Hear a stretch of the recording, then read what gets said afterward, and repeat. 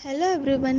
இந்த வீடியோவில் ஆக்டர் தனுஷ் நடிப்பில் உருவாகிட்டு இருக்க குபேர படத்தோட டீசர் ரிலீஸ் பற்றின முக்கியமான அப்டேட் தான் பார்க்க போகிறோம்.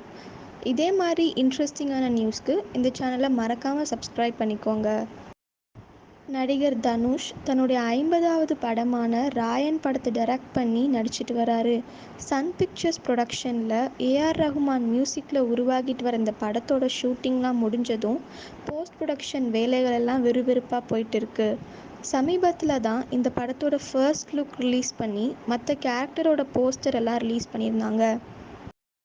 மேலும் பவர் பாண்டி படத்துக்கு அப்புறமா ரொம்ப நாள் கழித்து ஒரு இயக்குனராக ராயன் படத்தில் களமிறங்கியிருக்கிறதுனால எக்ஸ்பெக்டேஷன்ஸ் ரொம்பவே அதிகமாக இருக்குது. இந்த நிலையில் ராயன் படத்தை தொடர்ந்து ஷேகர் கம்லா டைரக்ஷனில் குபேரா அப்படின்ற படத்தில் நடிச்சிட்டு வராரு தனுஷ். வாத்தி படத்துக்கு அப்புறமா ஒரு நேரடி தெலுங்கு படத்தில் நடிச்சிட்டு இருக்காரு.